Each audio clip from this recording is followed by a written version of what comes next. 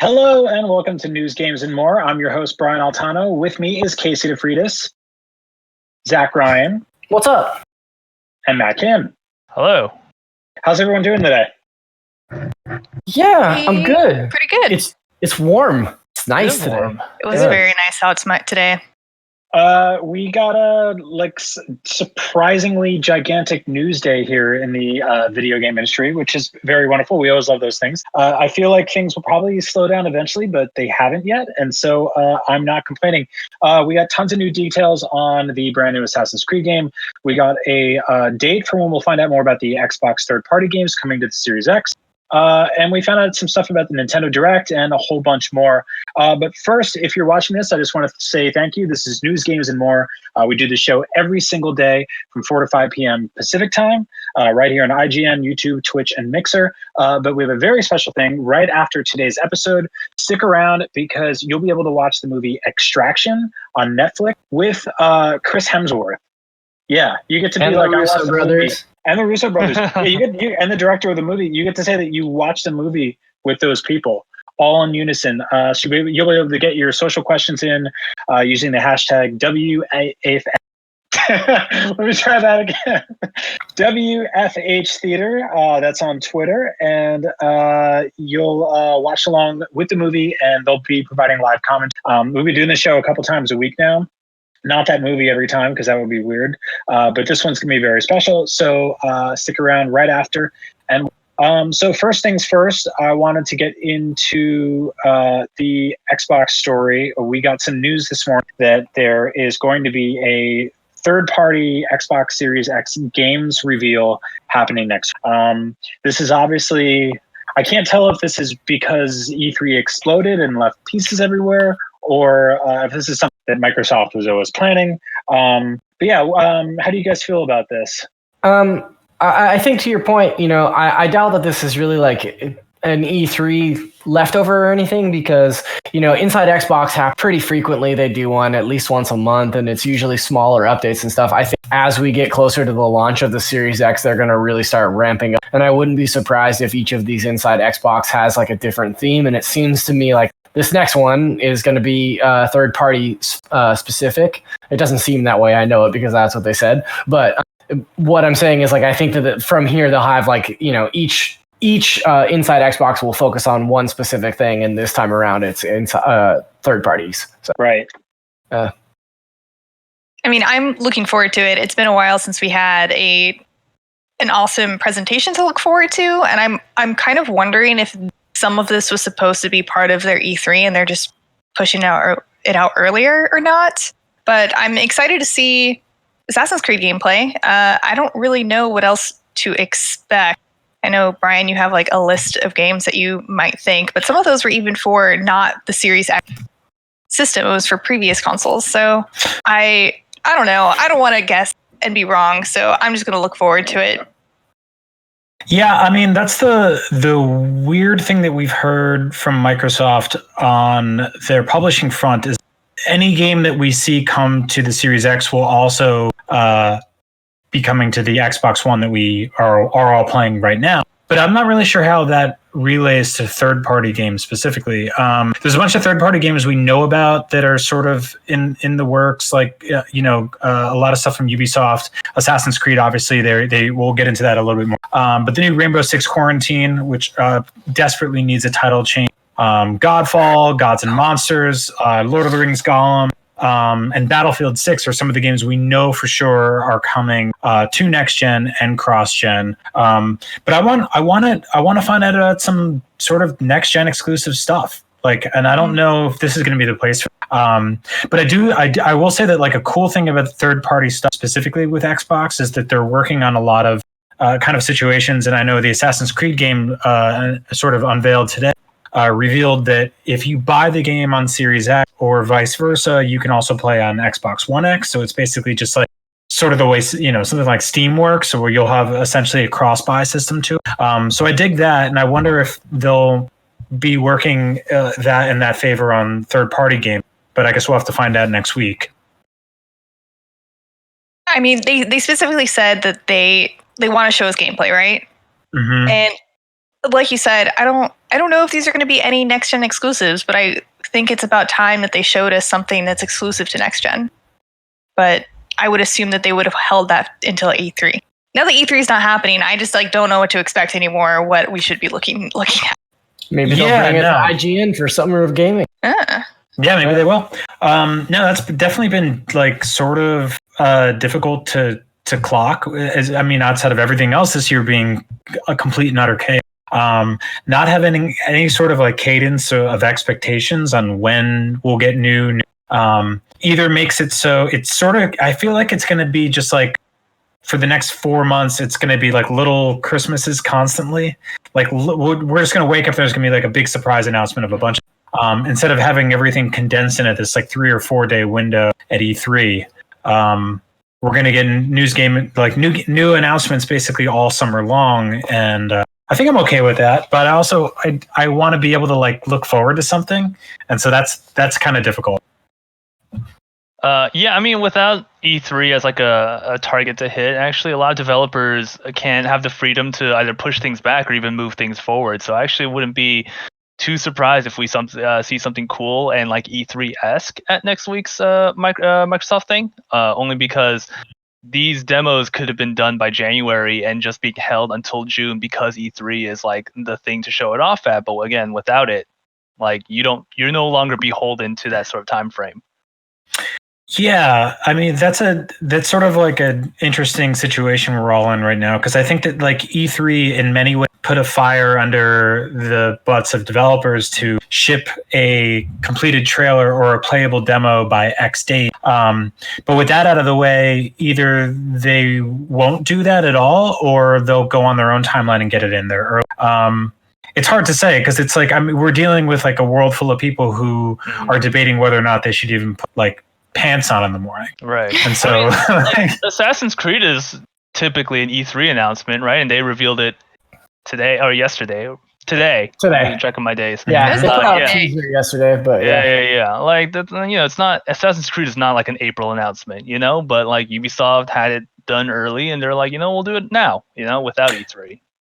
Yeah. There's also the notion of what happens at every E3, which is sort of PlayStation and Microsoft fight with money over major third-party AAA games to get placement front and center in their press conference. And with press conferences being gone this year, at least as we know it, I wonder if those deals broke out early and if Microsoft put a bunch of money down to get the first look at, say, the next Battlefield or next Call of Duty game or something because that sort of mindshare helps people when they go to make a decision at the end of the day, being oh yeah, I associate Call of Duty with X.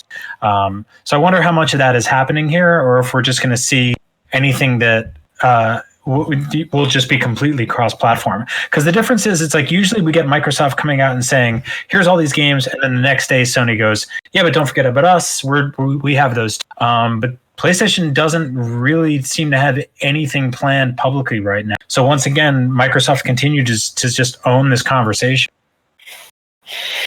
Yeah, I think that to your point about cross-gen stuff, Brian, I think it's mostly, if not entirely, third-party developers that are making cross-generation games when new gen consoles launch, right? Last year, we got a lot of a perfect example of last gen's cross-gen launch was Assassin's Creed Black Flag, right? That was on PS3 and PS4. We saw PS3 and PS4 versions of games well into the PS4 life cycle, but the majority of those comes from third parties. So it's interesting or exciting to me to know what kind of third party support to expect for any console. I feel first party studios can only support a new console so far as to in what they've actually had developed in that.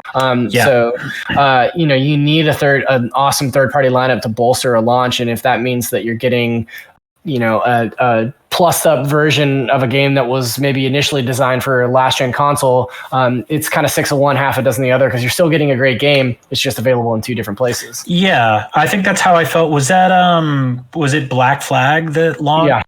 Yeah. So to me that was one of those, that was a system seller, and I know that in my mind I was this is a last gen game, but it looked better on next gen, and it was this massive open world game. And like, that's the kind of stuff. A lot of launch games are usually a little thinner than that, like they're kind of blown up tech demos in a lot of ways. I mean, three of us are on a Nintendo show every week. That's pretty par for the course for Nintendo launches, is you get a bunch of stuff that's like maybe not the most fleshed out. So I will take a last gen game that's running at top settings on next gen if it means I'm going to get something this gigantic. I mean, that's kind of what happened with Breath of the Wild. Mm-hmm. Yeah, that's exactly what happened. That's like a rare first party example, right? Like Nintendo's usually the ones that have, or historically have done that. Breath of the Wild and Twilight Princess, cross-gen first party games.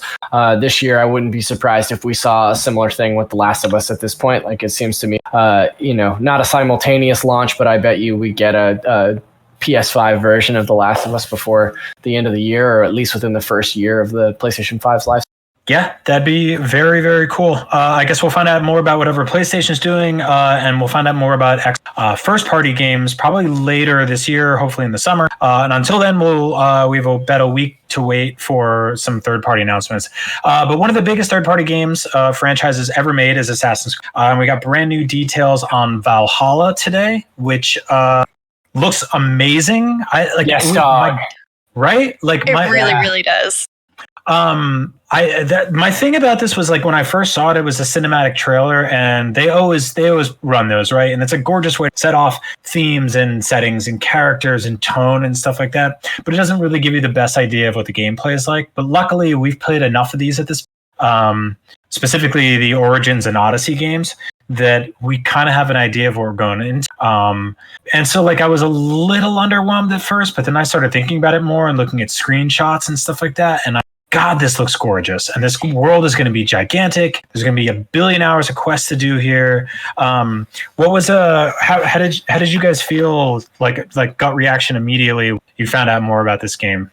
I think Assassin's Creed Odyssey is like one of the best games of this last generation. And I'm so stoked to revisit that same sort of concept. You know what I mean? Like, I think that the way that the Assassin's Creed franchise has redefined itself since Origin, I'm so into those games. It's just, it's just an awesome open world RPG, and that trailer is amazing. And then our own Jonathan Dornbush did an interview with the team behind that game, and one of the headlines coming out of that was that this game was going to lean even harder into those like RPG and sign me up for that, man. Like that's what I love the most about this, these two newest Assassin's Creed games. So give me more of a good thing, man. Mm-hmm. Yeah, I loved Assassin's Creed Odyssey. A lot more than I thought I would.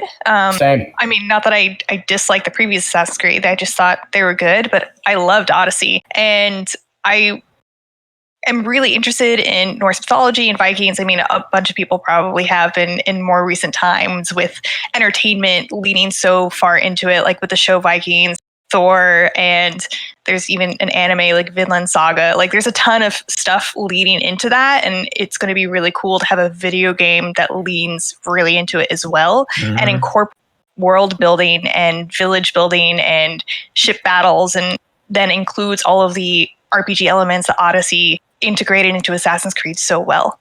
So I'm stoked. Totally.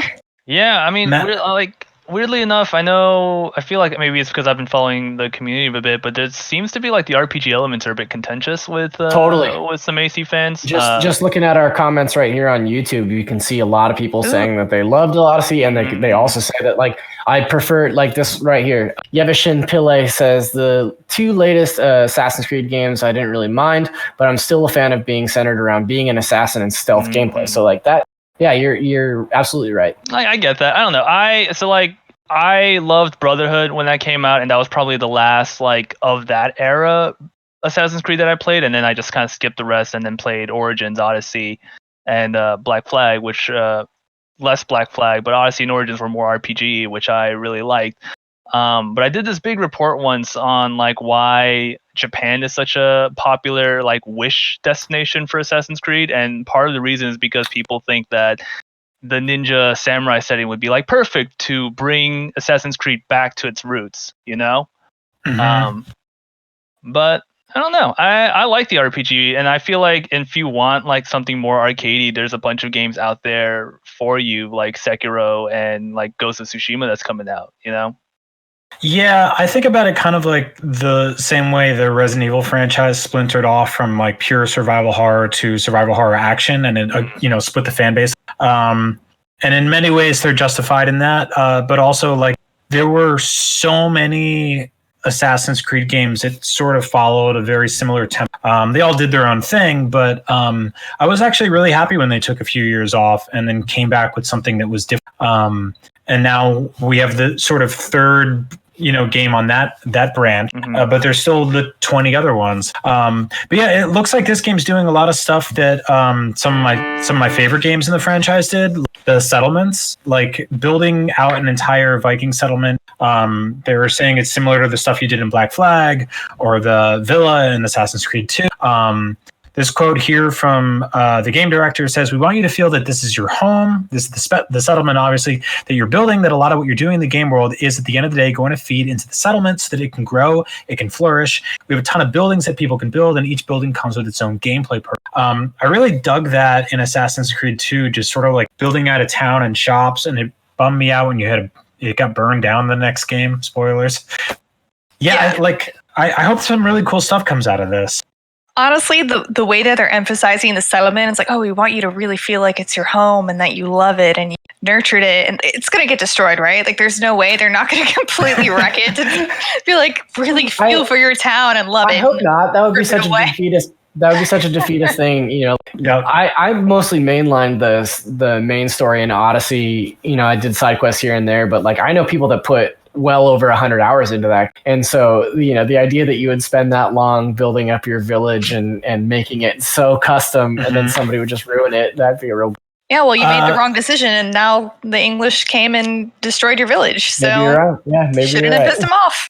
Yeah, it seems like it's weird because and we'll get into this next story in a minute about the sort of collector's editions, but it seems like there's going to be a bunch sort of optional digital items that you can either unlock or get as part of like a season pass or the ultimate edition and stuff like that. And it's sort of like maybe it's because I've been playing like 300 hours of Animal Crossing, but it reminds me kind of like that, where it's just like you get like a gnarled tree and like a bench and you just put them wherever you want. And I'm like, is this like the thing about Animal Crossing is it doesn't have like really like a save the world plot, so you can take your time to do this kind of stuff. But in this game, it's going to feel weird to be like, oh, I have to rescue this person, but first I have to move some furniture around a Viking yard.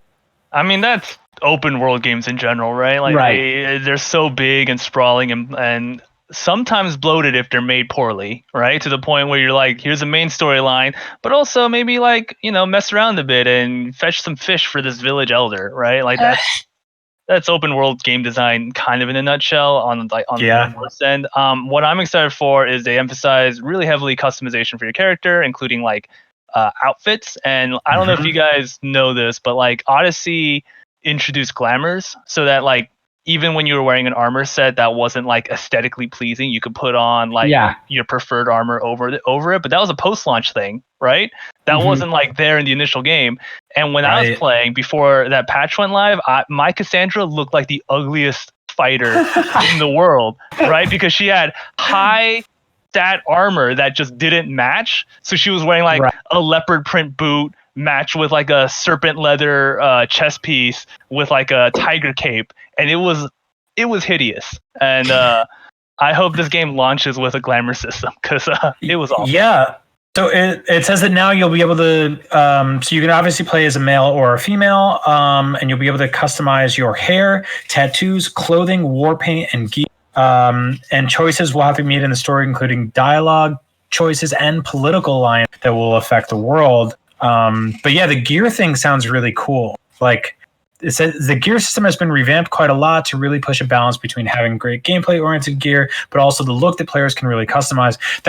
It's crazy that it took like decades to get that right in video games. Because I feel like I will wear, like I love Bloodborne, and I will wear like a weaker costume in that game that looks cooler than something that's strong that I'm not that doesn't look as like I wear like the medicine doctor bird costume in that game, because when you go down elevators, your arms just go like this. It's like, woo, it's the best.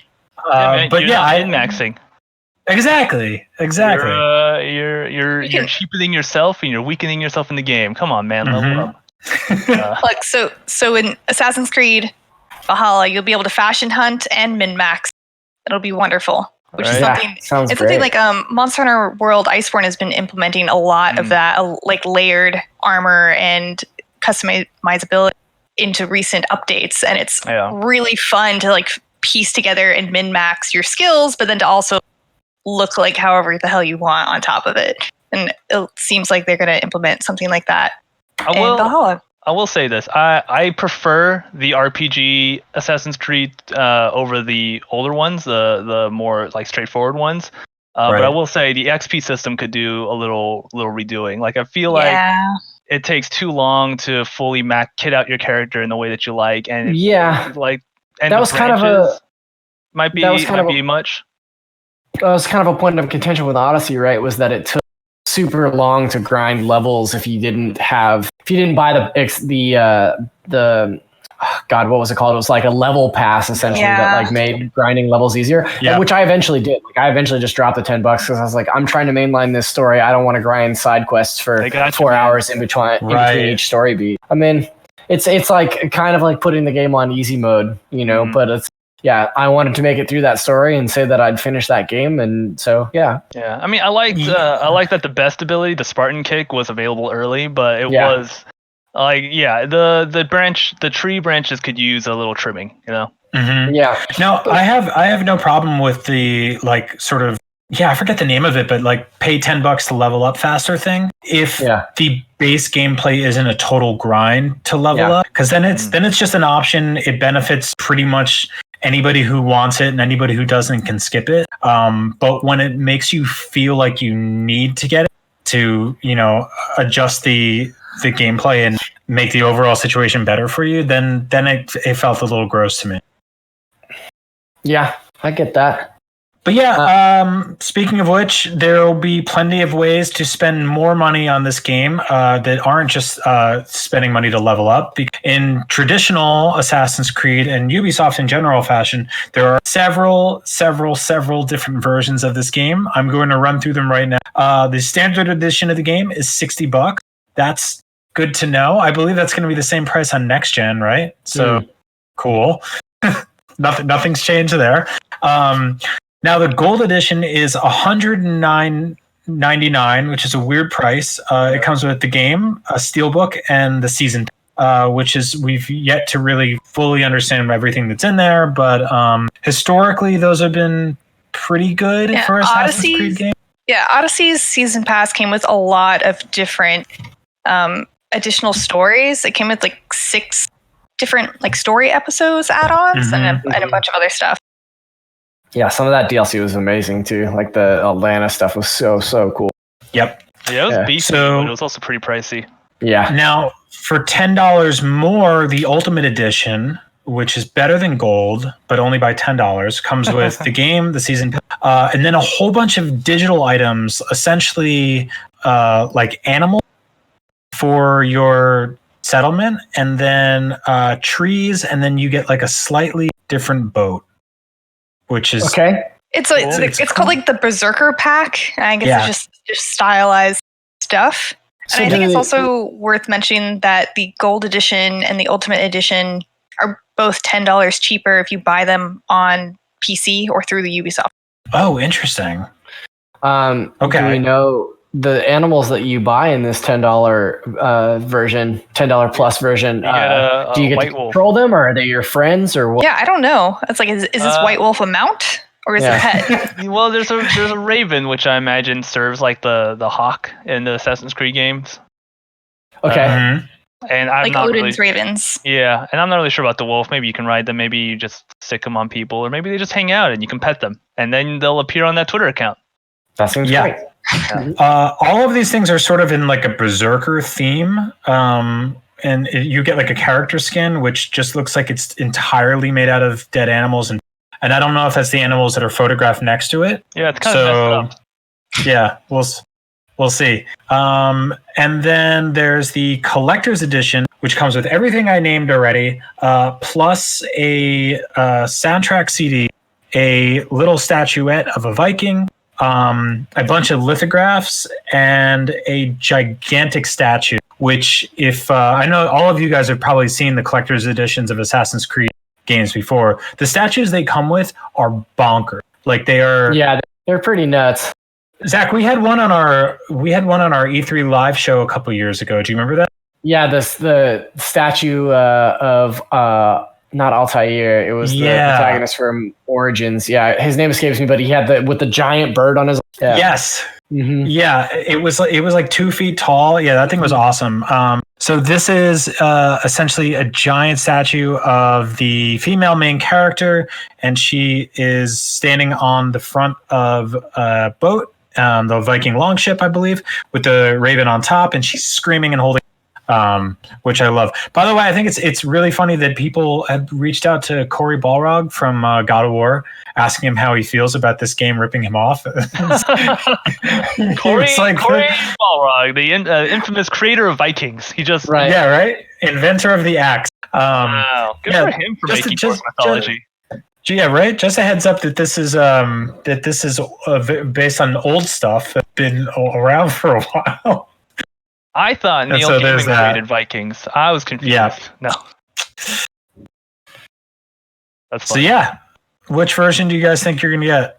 Probably the standard version, just like I buy every other video game. Yeah, me too. Collector's editions, while cool, are not for me. And even though we've talked about like how dope some of those statues are, we got a couple of them from Odyssey around the office, and it's like two dudes fighting. I just can't imagine like where in my apartment I would put that. So yeah, it's weird because I think that like pre-quarantine, there's like probably stupid merchandising decisions I would have made in my apartment that would have questionable conversations with the wife, but now it's not even on the table. I just I see something like this and I'm like, I don't have room for that. Like I can't put a quarter of a Viking warship on my desk.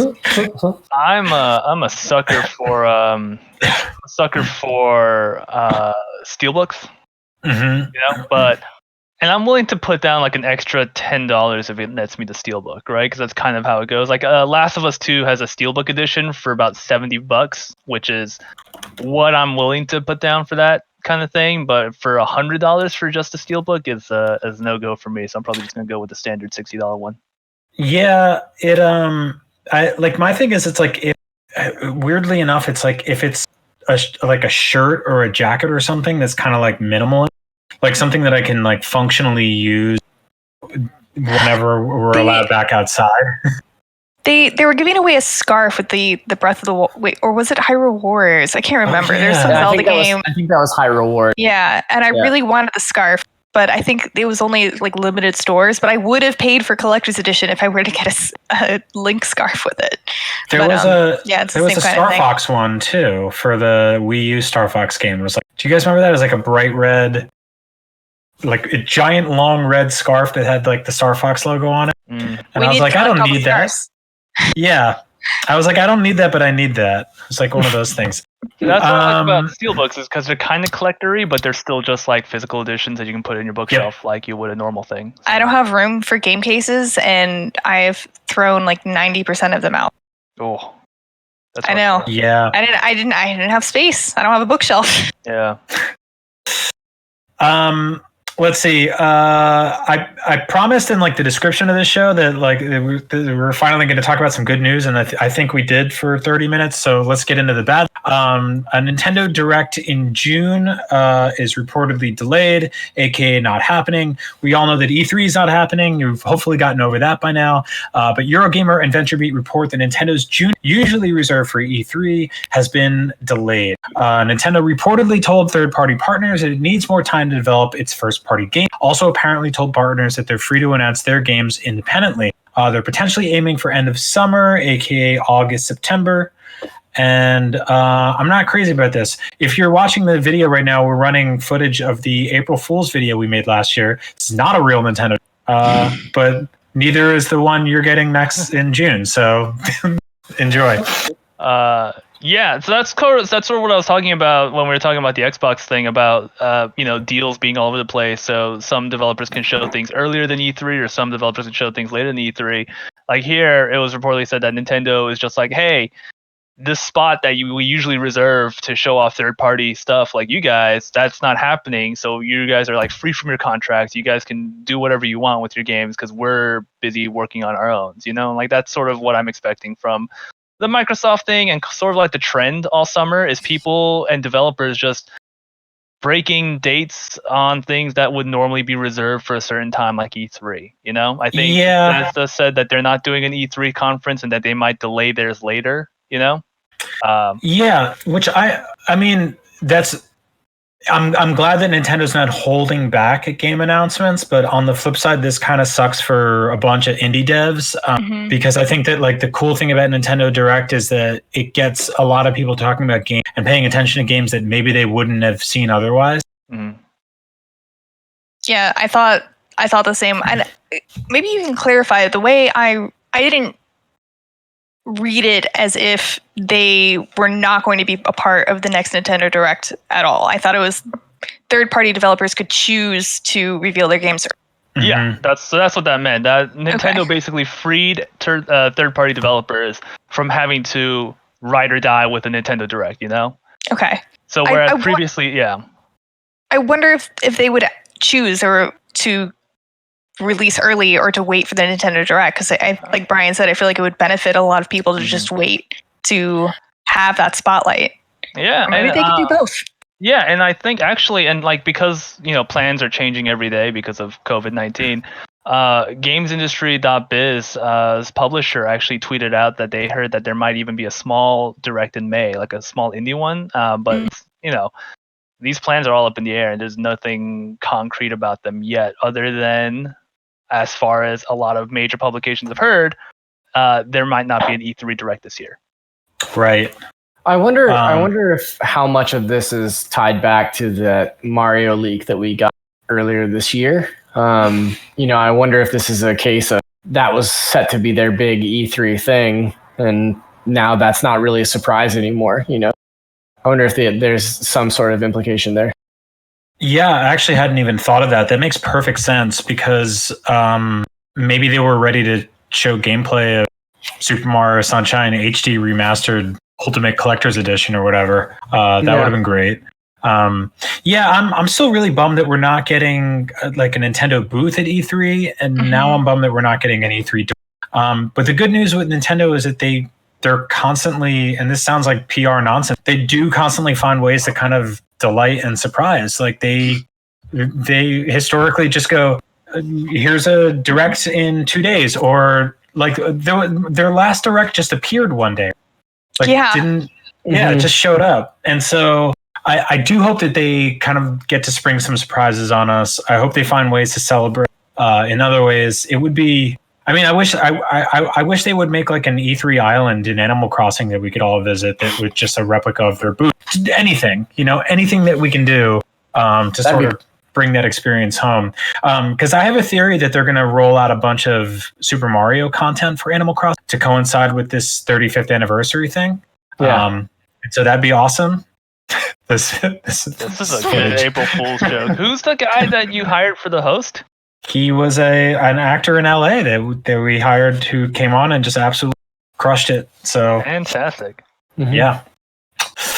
Anything else on Nintendo? It's a bummer, but it certainly is. I guess this is just speculating on like why they're pushing it, but they said they need more time to develop their first party games, and I guess getting everyone to work from home on a same game is difficult. Trying to figure out how to put out a high caliber studio production when you can't go into the studio is kind of difficult.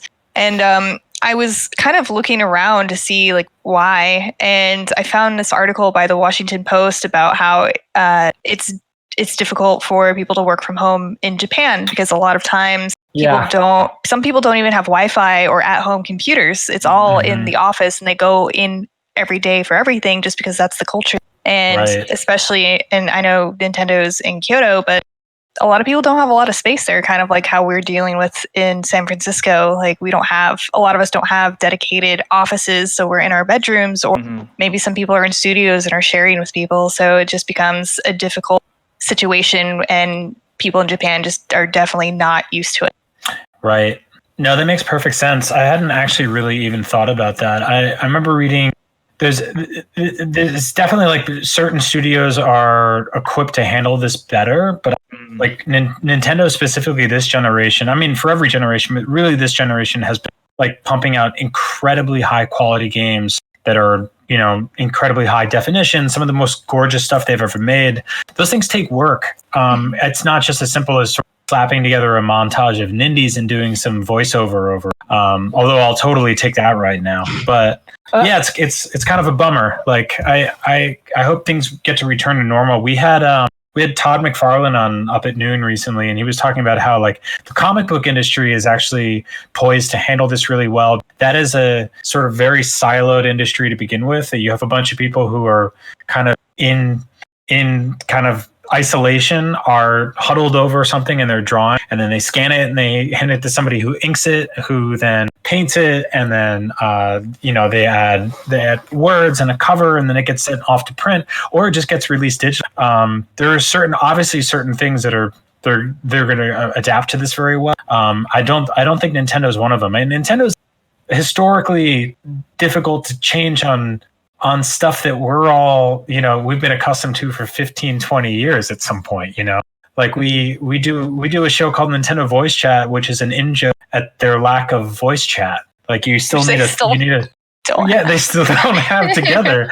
And so I think this is going to be a weird year for them. I think it's really good that we just got Animal Crossing, and it's really good that there's no shortage of awesome like third-party games. Like just this week I was playing Streets of Rage and Moving Out. A bunch of awesome stuff came to Switch this week. It will continue to. But I think in terms of first-party stuff, it's going to be a weird year for them post-Animal Crossing. Yeah, I mean, they're going to have to sort it out, right? Because the Nintendo, more so than I think any other first-party developers, is like so tied to like those characters and those those 3 or 4 specific franchises. They've branched out more recently with the Switch, but the lack of another Mario game, the lack of any news about the Zelda sequel, something like that, is going to catch up with like a more general crowd. It's also I don't think they need to compete with next-gen console launches, but they need to sort of like wave their arms in the air to be like, hey, we're still here in the room.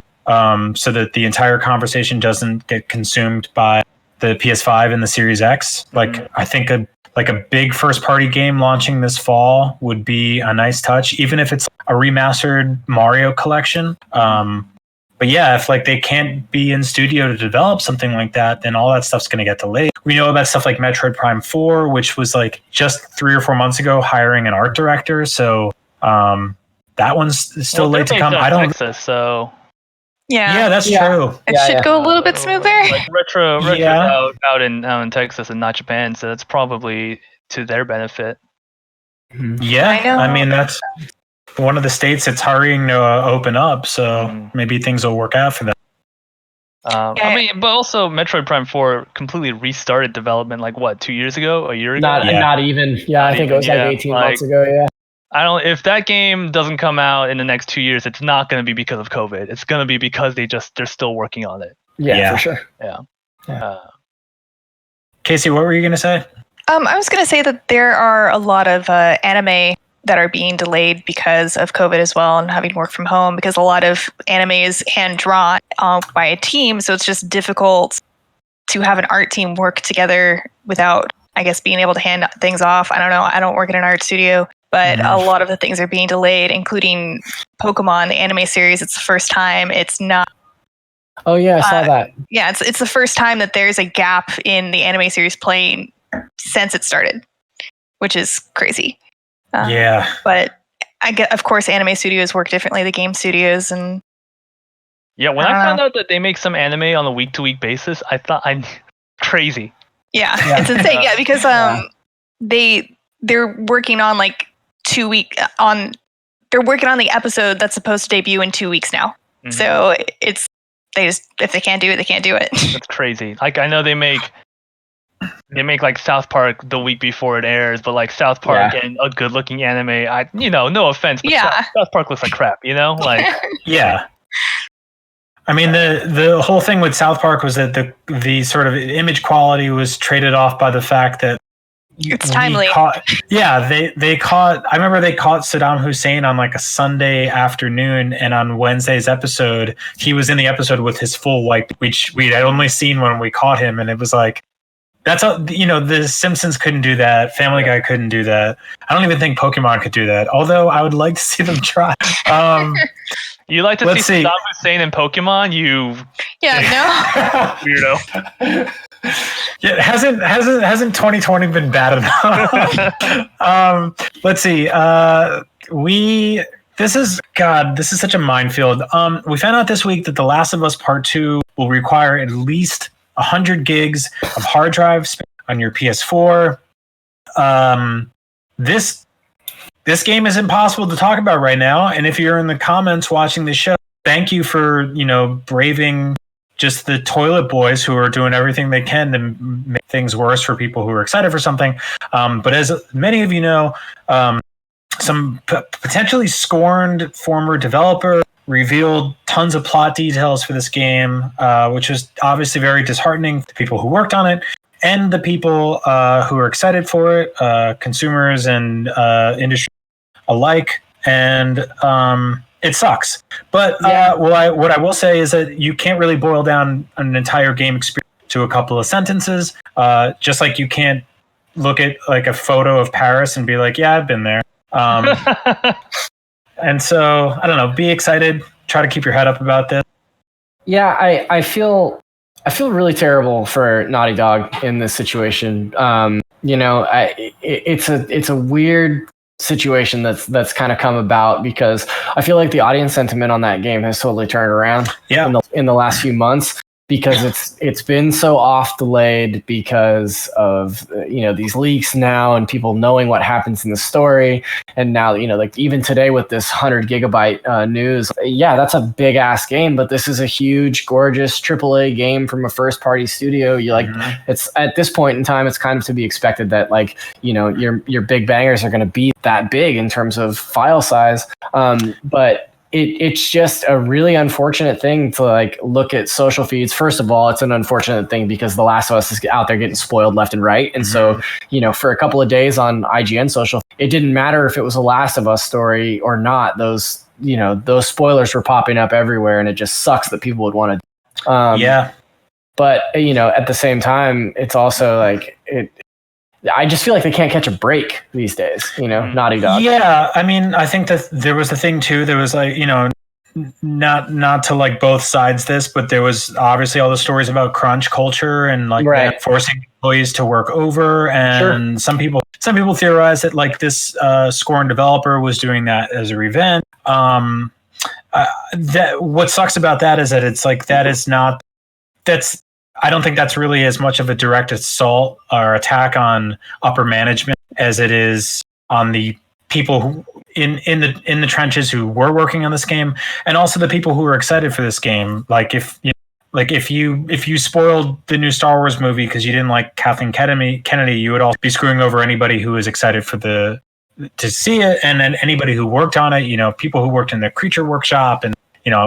Anybody who like Anthony Daniels, like it's just like there's a lot of people that get impacted by something like that. You don't want to hurt Anthony Daniels. He's such a sweet guy. And so, Zach, to go back on what you were saying, I was actually a little surprised that this game's 100 gigs because so is Red Dead, and that's like a massive open world game with constricting sized horse testicles and like grass that grows. Like there's just like that's sort of the big. Yeah. That's exactly where Careful. Red Dead Redemption 2 being 100 gigabytes was the first place my mind went to when I heard that The Last of Us was also 100 gigabytes. Yeah, these are surprises, right? Like Warzone is 100 gigabytes and their updates are 15 gigabytes a pop, Yeah, but think about like consider the source for all of these games. You're talking about Activision, you're talking about Sony, you're talking about Rockstar. Like, these are the three biggest names in games. Like, their games are that size because they have all these other systems working in the background, because they have the most eye-popping graphics, because they have the money to funnel into those things and make those games what they are. And I'm wondering if 80 to 100 gigabyte games are just going to become the norm with the next generation. If not higher, yeah, for sure. Oh yeah. I mean, I can't understand why the next gen consoles will ship with anything under a terabyte hard drive baked in, and even that feels like nothing. Because if we're swan songing this generation with 100 gigabyte games regularly, you're gonna, with the OS on your system. And Netflix and a couple other random things, you're going to be able to fit like 7 apps and 9 games on your PS. And 9 games is a joke. Well, we found out today with the Assassin's Creed announcement, but that'll be the first game that's available in 16K. So, that's just going to be it. Good stuff. No, I think that the concern about 100 gigabyte games is necessarily entirely because of the file size, but also because of the amount of time that it'll take digital users to download. I have halfway decent internet, and it sometimes takes me 6 hours to download bigger games, and that sucks. It's a bummer. I think that's also something that people are taking into consideration as well. They don't want to tie up what limited internet they have trying to download something that's 100 gigabytes. Yeah. It's I mean, you also have the option of buying it on 2 days, which it's cute that like we got a couple games this generation that span multiple discs. Like it's the PS2 era all over again. I'll never forget like playing Resident Evil 4 on GameCube, and you beat like a boss in the middle of that game, and then it just says like insert disc 2, and I was like, whoa, it's like having the sequel ready to go. How many discs did Final Fantasy VII had? Final Fantasy VII was it was 3 discs. Final Fantasy VIII was 4 discs, and I think Final Fantasy IX was also 4 discs. It might have been 3. Yeah. It was crazy. The original multi-tape media was the Titanic on 2 VHSs. It wasn't the original, I don't know, but like. Meanwhile, I downloaded the original Final Fantasy VII on my Switch, and it's like barely a gigabyte. Yeah. Oh man. Technology. Yeah. That's a funny point. Like Nintendo, obviously that's a Square thing and an age thing, but of these major developers that we were talking about earlier, like Nintendo, I feel like is the only one that's figured out a way to compress their file sizes down to like something that is, like Breath of the Wild is one of the biggest games I've ever played, and I think it's like 15 gigs. Yeah, I think it might even be less than that. Yeah, I remember it being fewer. Yeah, I remember being completely shocked. Being completely shocked when I downloaded that. I was like, "What? How's that possible?" Well, anyway, one game that will be 0 gigs is Darkborn because it's canceled. Well, stealth action game Darkborn was canceled this week by an indie studio named The Outsiders. They've halted development on their debut game Darkborn and moved on to a new project that it will reveal very soon. The stealth action game in which you played a monster being hunted by Viking-like barbarians. This was essentially like you play as a bad guy type of thing. And the monster looked terrifying. We had photos of him all over social media today, and I was not ready for that. And I love it's just very, very gross looking dude. But you play as him, and so you'll empathize. Exactly. This is a bummer. This game looked really cool. I believe IGN revealed gameplay for this game a couple of years ago. The debut trailer had like millions of views. People were really excited for it. They were definitely working on this for a long time, and it looked really, really good, especially for like a new studio. I remember this game now that we're talking about it. Yeah. So it's a really interesting game because the game opens with you playing as like a smaller monster. Like Goblin. And it's like very stealthy. You have to hide from your enemies, and then as the game progresses, you would get stronger and bigger, so that by the end of the game, you're just this like rip-roaring monster just tearing through people. Cool concept. Yeah. But I think it's really. I wonder how often smaller studios like this have to shelve their first projects and move on to something else because they learn so much in the development time that they're like, oh, we should start over on something. Right. Yeah. I wonder why it's always horror games that seem to get the shaft when it comes to these kind of news. Like PT. R.I.P. It's because the world keeps getting so much scarier that they can't keep up with how scary their game is. Because like while they're designing the game, at one point they think it's very scary, and then like a year down the road they look out the window and they just throw their whole computer in the trash. You can't get scarier than outside right now. So yeah, that's true. And that's free. How can you compete with that? But for some reason, a bunch of the trending movies and shows are all about pandemics. So maybe we need this kind of game. Like you want to see yourself reflected in the media that you're watching, right? So like, if you're living in quarantine and you're worried about viruses, you want to watch people that are living in quarantine and worried about viruses. I think it was like in late February, early March when that movie Contagion from like 10 years ago shot straight up to the top of like online rentals because people are like, oh, I better figure out what to expect. Yeah, I think people were like, I need answers, and then they watched it and they're like, well, hopefully it's not that bad. Good God. I mean, there's like escapism where you go to something that is like fun and frivolous and distracting, and there's also escapism which is like brutalist to look at something that's way worse than what you're dealing with. Man, okay, it's not that bad outside. People aren't throwing up blood in each other's faces yet. So we'll see. But I think it's interesting that like we got we basically in the 24-hour window we got a reveal for one of the most ambitious Viking video games ever made, and also we lost the Viking video games. It's kind of a bummer. Yeah. The universe takes and the universe gives. Provides, all things must be balanced. Yeah. So let's see. We also found out just today that the new VR game called Phantom Covert Ops will star David Hayter as the villain, which is really cool. David Hayter obviously played Solid Snake. I would say one of the most iconic voice actors of all time. He also wrote X-Men 2. And the original Watchmen movie, which is really crazy, because that dude made most of his money doing like at film Hollywood stuff. Yeah. Writing, producing, directing, and also I think.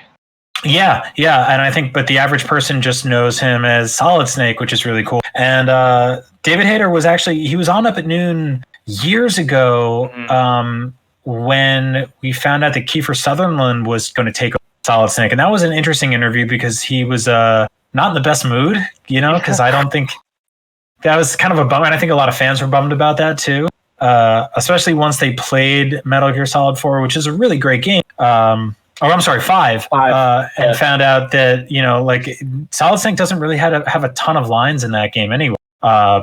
First of all, I hate to be that guy, but in Metal Gear Solid 5, you don't play a Solid Snake. Oh, that's right. But secondly, I mean, for Kiefer Sutherland to be announced with that fanfare, to be playing that role, like this beloved role, and then literally have like 25 lines was just, it blew me away. Yeah. It was so crazy. And I think I feel like most of his lines are in the... they're to the horse. Well, yeah, or like the majority of the dialogue that he recorded was used in like Ground Zeroes, and then whatever they had left over there, just throw it in.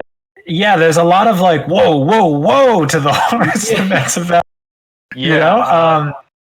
David Hayter, don't listen to this. But I used to think that he kind of had like a limited range. I kind of just thought his Solid Snake voice was his like one voice that he could do, right? Oh wow, Matt! I just got a text from my close personal friend David Hayter. No, and he says that you're wrong, and he's listening to the show. I know this. I know this because I was watching that one Lupin the Third Ghibli movie, Castle of Cagliostro. Yeah, Cagliostro. And then their credits started rolling, and then who was playing Lupin the Third? It was David Hayter. And I was like, oh. So that's so weird. That's the third time this week that Castle of Cagliostro has been brought up. Oh, weird. That's so bizarre. That movie rips, by the way. It's a kick-ass movie. It's on Netflix, right? Yeah. Well, Matt, I will say David Hayter in this game plays basically like a Russian villain. And so it's very much not it's like a hyper Russian Solid Snake. Yeah. It's got this very thick voice. Forgive me for only knowing David Hayter in two things, as Solid Snake and as screenwriter of good X-Men movies. I totally agree.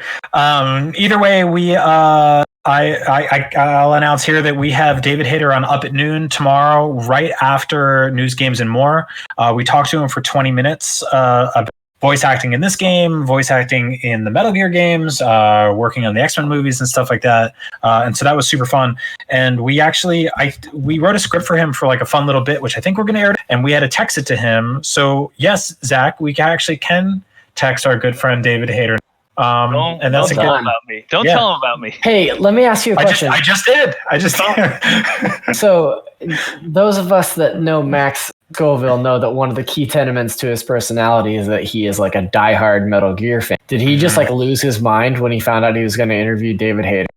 Yes. So that was a big part of it. And also I wrote a 2-person script for Colonel Campbell and Solid Snake to go back and forth over a codec conversation, and I cast Max as Campbell, and he was just David was basically like, so which one of you guys is playing Colonel Campbell? And I was like, Max is doing it. He's been waiting for this his entire. So not only was he freaking out, but he also he got to do a fake codec conversation. That's really good. That's awesome. So that was I really can't cool. wait to watch that tomorrow. Yeah, it'll be super fun. So check that out right after News, Games, and More tomorrow. One more story today. Such a bittersweet story. Burnout Paradise is coming to Switch. Hooray! Yeah. One of my favorite racing games of all time. EA is finally taking the Switch seriously. It comes out June 19th. That's so soon. Well, We did it. Great, guys. What great news. What could possibly be the bad part of this story? Oh, wait. $50. What the Brian, hey Brian, Hey, how much buddy. is that? How much is that game on Steam right now? That game on Steam right now for Burnout Paradise Remastered is $2.99. This game came out in 2008. Yeah. I was in It high school hurts, when man. this game came out. It really hurts because, like, you know, you mentioned earlier, we're on a Nintendo show together. I obviously love Nintendo so much, and I was so stoked for Burnout Paradise on the Switch. It's one of my one of the only car games that I really love. And I was like, oh, I can't wait to replay that. I'm gonna take it on the go. And it's like, damn, $50. Didn't we Yeah. guess it would be like 30? I mean, I think 30 it I would 30 is a lot. consider 30 I would consider paying for. Like 30 Yeah, I was would 25 when it came out on PS4. Yeah, I believe it launched at that price. It's 20 on PS4 right now, but crossed out on sale to $7.99. So even if you don't own a gaming PC and you have an I next-gen might console buy or a that. current gen, yeah. And so the thing is, like to be honest with you guys, I like alcohol. It's good. Right? It's a good time. And I think it's great. Yeah. Especially now when we're all locked up. But one of my favorite things to do is you go to an airport and you have a drink or two and you turn on your Nintendo Switch, you go to the eShop and you make a stupid purchasing decision. And sometimes you buy something like Burnout Paradise for $50. Oh no. I'm not at the airport anymore, you know? you don't have to worry about it. Yeah, and so like you can't even catch me with this like, but you can bring it anywhere, because right now anywhere for me is my living room or my bedroom or my kitchen. And so if you're gonna if I have the option to buy Burnout Paradise, I'm gonna buy it for $8 and not buy it for $50 and play like a crappier looking version, because I'm not even gonna get like the benefits of having a portable gaming device with me. So that kind of sucks. Yeah. God damn it, EA! I You're have so a PS4. close. Come on. That's bad Right? news. It's good. Yeah. Oh, it still rips. It's just, this is such an EA decision. Like they were like, all right, so for the first 2 years on Switch, you get a FIFA and you get the Yarn Man, the Yarn Weren't Boy they bad video game. FIFAs too? Like just Yeah, they really were bad FIFAs. What's that meme that from the Eric Andre show where Eric Andre is like shooting Yeah. right? Animal Birth. And it's like Eric Andre is like EA shoots EA games on Switch, and it's like, why would Switch owners do this to us? Yeah, that's exactly. Yeah, and what I know what they're going to do is they're going to be like, well, clearly there's no interest in our games on Switch. We tried everything. Thanks for playing, everyone. And we're going to be like, no, I would have bought that game twice if it was, but you didn't give me that option. You said it was $50, and now you get $0. So dumb. Yeah, it's just another in a string of baffling pricing decisions over there on the. Yeah, it's the Switch tax. I mean, it Yeah. happened with Resident Evil 4, where it was $10 more. Well, that's why I expected the $30. I thought that was a reasonable Switch tax. Mhm. Yeah. 50. Not a $30. Like this is basically like a $40 Switch tax right now. That's crazy. Yeah. We're we're in a depression. We're in a recession rather. This is inflation at work. Well, anyway, that's the show for today. I want to thank you all for watching. We had a very wonderful time. If you want to save money and you already have your parents' Netflix login, you can get some free entertainment right after this show, right here by watching Extraction here at IGN, and also the Russo brothers, and a small up-and-comer named Chris Hemsworth, who has been working out, I hear, and is ready to talk the film with you all. He's the star of the movie. Do you know what his name is in this movie? It's called like Joe Rake or something like that. What? David Rake? Yeah, and apparently he uses a rake in the movie to hurt someone. And now I need to see this movie. No, I really need to see this movie. I'm not even. Well, we can watch it right now. You can watch it right now and find out. So you can get your questions in on Twitter using the hashtag Why do I keep doing that? WFH Theater, and ask your questions to Chris Hemsworth and the Russos and the director of the film. Zach, Casey, and Matt, thank you so much for joining me today. Remember to watch Up at Noon tomorrow and stick around for Watch From Home Theater right here on IGN. And for all things video game, news, games, and more, you're already in the IGN. Get out of here. Go away. Go watch a movie. Have fun. Have a good night. Peace.